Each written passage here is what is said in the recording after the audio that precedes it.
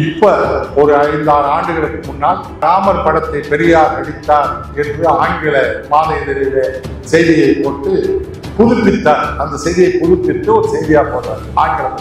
இந்த தலைமுறைக்கு இந்த முன்னாடி நடந்ததெல்லாம் தெரியல. இப்ப நடந்தது பெரியார் செருப்பு எடுத்தார் என்பது மட்டுமே பரபரப்பானது. ராம்லீலா என்ற பெயரிலே ராவணன் உருவங்களை பொருத்துவது டெல்லியிலே தொடர்ந்து ஒவ்வொரு வருடம் நடக்கும். அந்த ஊர்வலம் அந்த பகுதியை கடக்கின்ற போது அவர்கள் பெரியார் மீது அந்த கூட்டத்திலிருந்து எதிர்ப்பு தெரிவித்த கூட்டத்திலிருந்து ஒரு செருப்பு பேசப்படுகின்றது, வருகின்றது. அந்த செருப்பு பெரியார் வந்த வண்டியின் மீது விழாமல் ராமர் உருவம் இருந்த தாங்கி வந்த வண்டியின் மீது அந்த செருப்பு விழுகின்றது. இது அன்றைக்கு நடந்த நிகழ்வு. ஆனால் அடுத்த நாள் தினமணி, துக்ளக் போன்ற பத்திரிகையில் பெரியார் ராமரை இழிவுபடுத்தினார், பெரியார் செருப்பால் அடித்தார் என்றுதான் செய்தியை போட்டு பெரியார் செய்தார் என்று செய்திகள் வந்தது. பெரியார் அதை செய்யவில்லை என்று தீர்ப்பாகி அந்த செய்தியை வெளியிட்ட தினமணியும் துக்ளக்கும்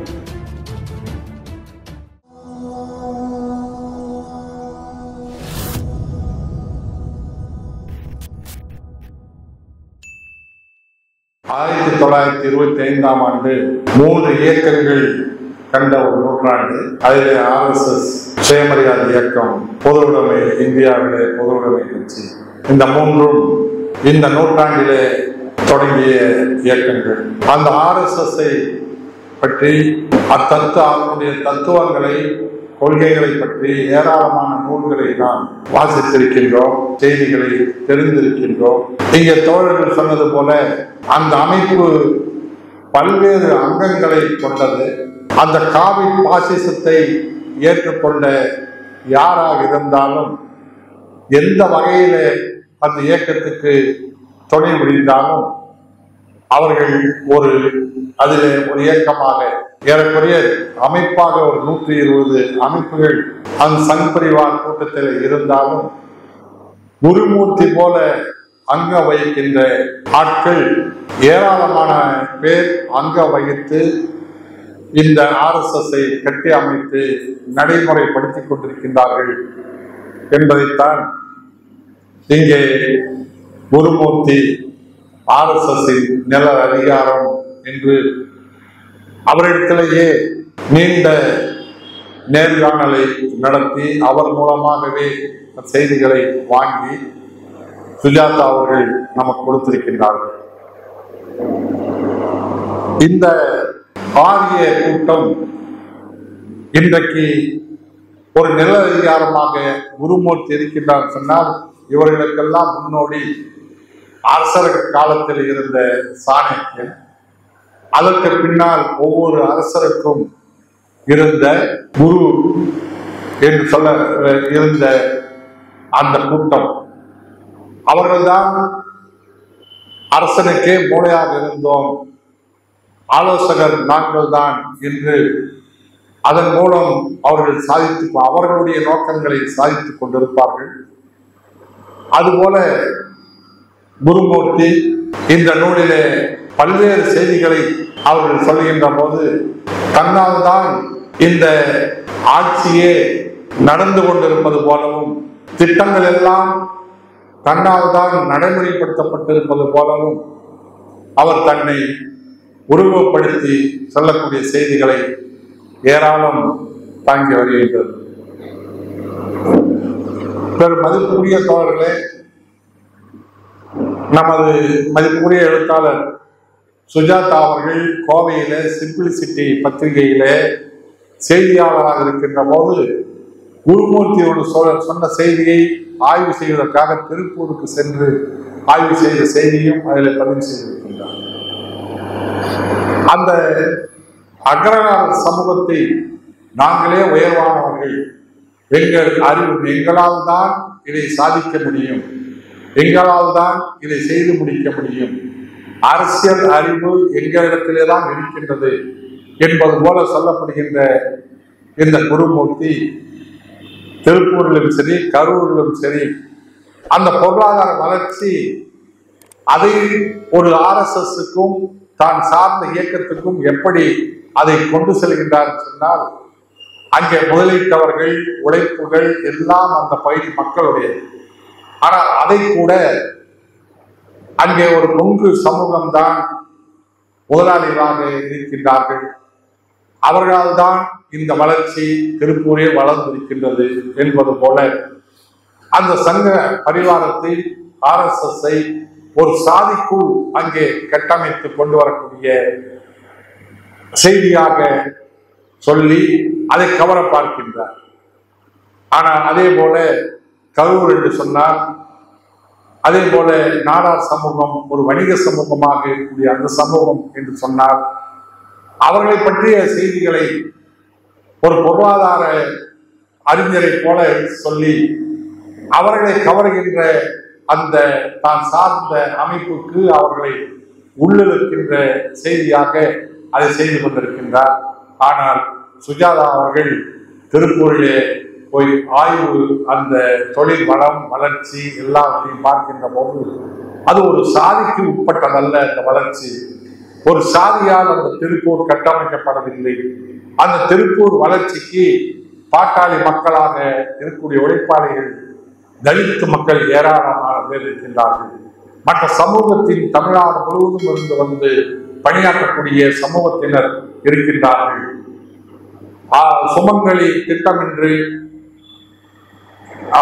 பெண்களை, சிறு வயது பெண்களை, திருமணம் ஆகாத பெண்களை ஒரு ஆட்டு மந்தைகளை போல அடைத்து வைத்து அங்கே அவர்கள் மூலமாக அந்த உழைப்பை சுழற்றி வளர்த்தது என்ற செய்தியெல்லாம் இதற்படித்தான் திருப்பூர் கட்டமைக்கப்பட்டது என்று அதை சொல்லுவது. ஆனால் குருமூர்த்தி அவர்கள் தன்னை ஒரு பெரிய இங்கே மதிப்புரிய பாலமுருகன் சொன்னது போல அந்த சமூகம்தான் இப்படி அறிவு சார்ந்த சமூகம், இந்த பணிகளை அவர்களால் தான் செய்ய முடியும் என்பதை போல காட்டுகின்ற பணியில ஈடுபடுவார். தோழர்களே, ரஜினிகாந்தை அரசியலுக்கு இழுப்பதற்கு குருமூர்த்தி ஒரு தந்திரம் பண்ணார். அதை முறையடித்தது தமிழ்நாடு. கடைன்னு கேட்டீங்கன்னா 1970களிலே சேலத்துல ஒரு தந்தை பெரியார் அவர்கள் மூட நம்பிக்கை மாநாடு நடத்துகின்றார்.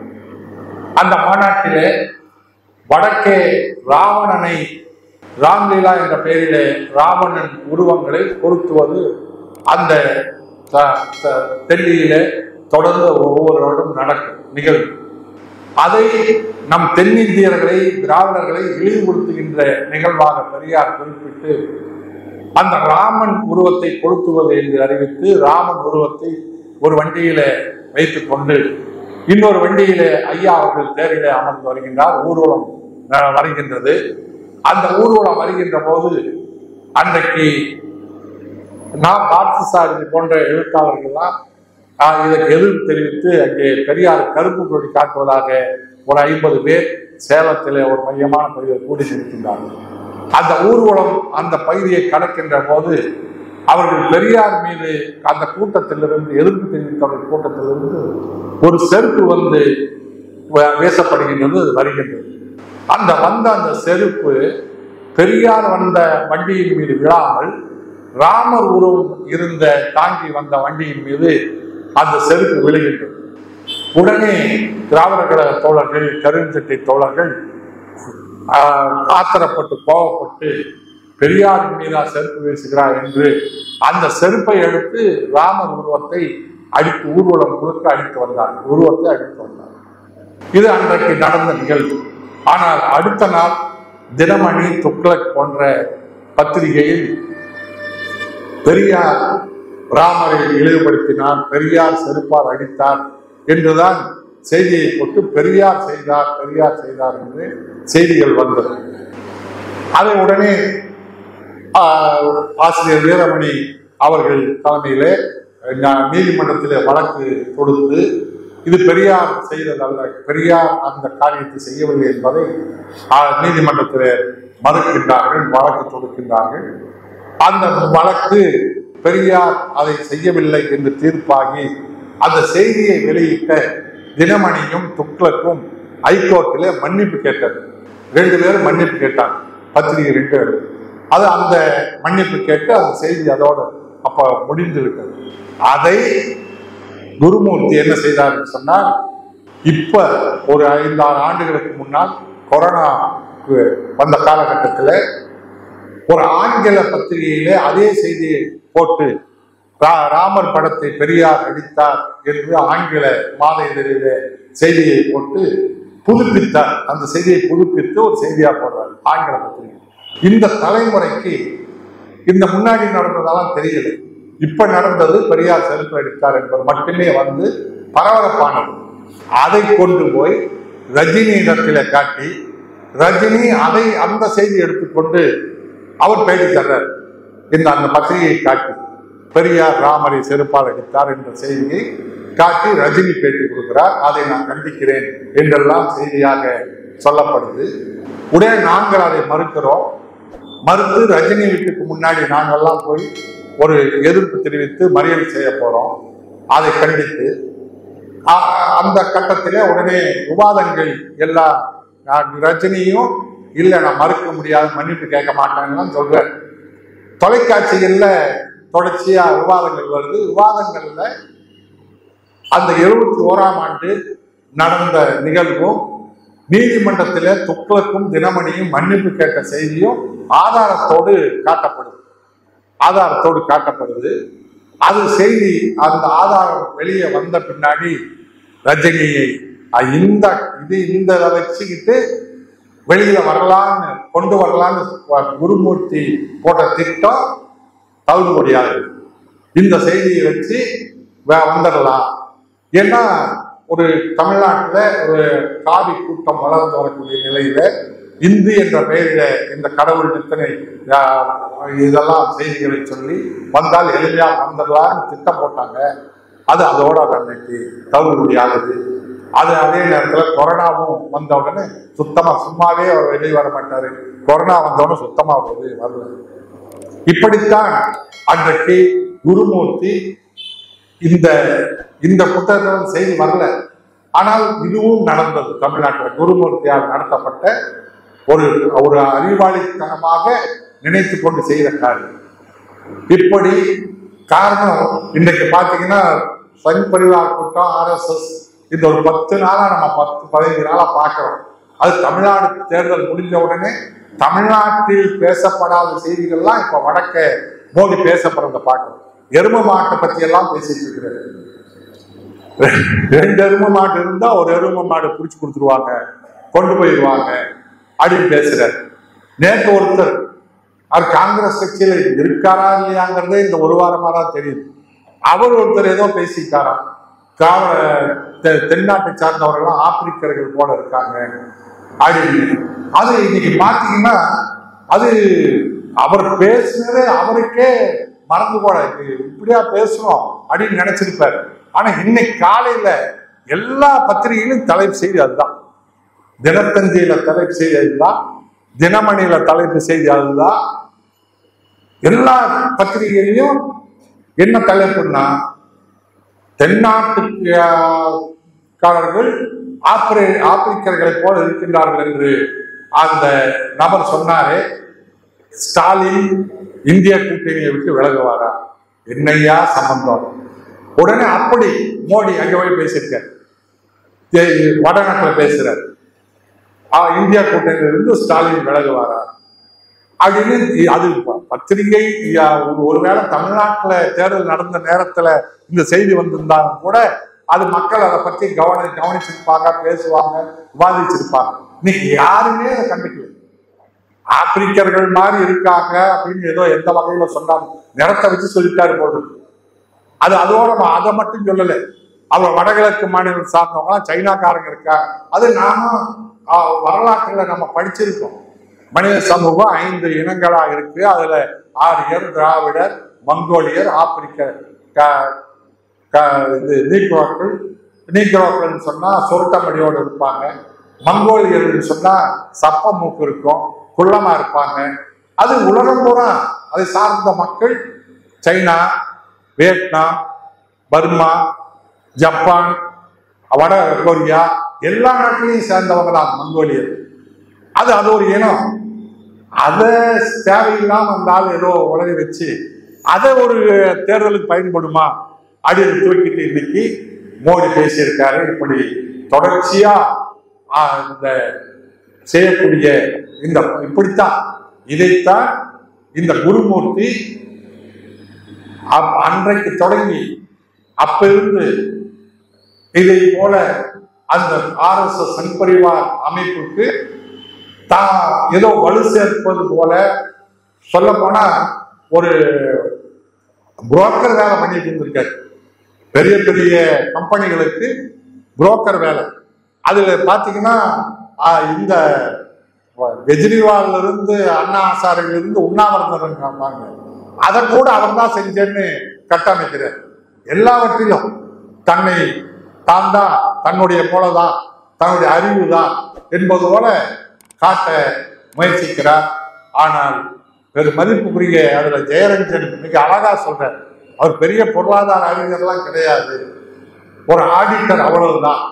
ஆடிட்டர் ஒரு புரோக்கரு. அவரு நம்ம பாலமுருகன் சொன்ன மாதிரி, வெண்மணி சொன்ன மாதிரி, இன்றைக்கு இந்தியாவுடைய ஆட்சி அதிகாரம் முழுக்க ஒரு அக்ரகார கூட்டத்தின் கையில இருக்கு. அதுவும் டெல்லி முதலெல்லாம் சொல்லுவாங்க நார்த் பிளாக்கா சவுத் பிளாக்கா சொல்லுவாங்க. அது முழுக்க பார்ப்பன கூட்டமா இருக்கும். அதுல போய் எளிமையா ஒரு காரியம் பண்ணுன்னு சொன்னா அவளை சார்ந்தவங்களை கூட்டிட்டு போனா நடக்கும். அப்போ அந்த காலகட்டத்துல யார் இந்த வேலை செஞ்சா? சுப்பிரமணிய சாமி செஞ்சுட்டு இருந்தாரு. இப்ப அவர் டம்மி பீஸ் ஆயிட்டாரு. அதுக்கு பதிலாக இப்போ குருமூர்த்தி அந்த வேலையை செஞ்சுட்டு இருக்காரு. அப்படி செய்யறவரு ஒட்டுமொத்த அரசியலும் தன்னிடத்துல இருப்பது போல ஒரு பிம்பத்தை உருவாக்கி இங்கே காட்டப்படுவது. இதை நாம் இந்த இந்த புத்தகத்தின் மூலம் RSS சங் பரிவார் கூட்டத்துடைய ஆபத்து, பாசிசத்தினுடைய ஆபத்து, மிகப்பெரிய ஆபத்து, பல்வேறு வகையான கருத்தோட்டங்களோடு நாம் பல புத்தகங்களை வாசிக்கிறோம். இந்த புத்தகத்தில குருமூர்த்தி என்கிற ஒரு டம்மி பீஸ் தன்னை உருவப்படுத்திக் கொண்டு அரசியல்படுத்துவதையும் நாம் பெரிய அளவில் எடுத்துக்கொள்ள வேண்டிய அவசியம் இல்லை என்பதையும் இந்த புத்தகத்தின் மூலம் நாம் அறிந்து கொள்ள முடியும். இந்த புத்தகத்தில எப்படியெல்லாம் அவரு டம்மி பீஸா இருந்து செய்யக்கூடிய காரியமா இருந்தாலும் அரசியல் எப்படி இருக்கின்றது, இன்றைக்கு இருக்கக்கூடிய அரசியல் எப்படி நடந்து கொண்டிருக்கின்றது, சங் பரிவார் RSS கூட்டம் என்ன செய்து கொண்டிருக்கின்றது, யாருக்கான ஆட்சியாக இருக்கின்றது என்பதையெல்லாம் வெளிப்படுத்துகின்ற தன்மையிலே இருப்பதை நாம் உணர முடியும். வந்திருக்கின்ற அத்தனை பேரும் இந்த நூலை வாங்கி படிக்க வேண்டும். கேட்பதோடு மட்டுமல்ல, ஆழமான செய்திகளோடு நாம் புரிந்து கொள்கின்ற அந்த செய்திகள் கிடைக்கும். நீங்க அத்தனை பேரும் இந்த நூலை வாங்கி படிக்க வேண்டும் என்று கேட்டு விடைபெறுகிறேன்.